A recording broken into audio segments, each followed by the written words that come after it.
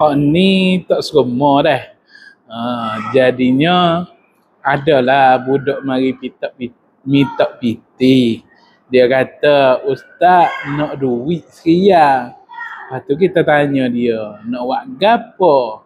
Ya, nak beli. Lepas tu gak mujur tak debui lagi. Dia seluk poket dia berah pok tubik piti. Tubik dalam 4-5 riyal juga. Lepas tu kita bertanya dia. Lepas tu ada dah piti. Nak buat gapo? Dia pun senyap. Jadinya bukan kerana tak ada piti. Dia ada nak beli benda.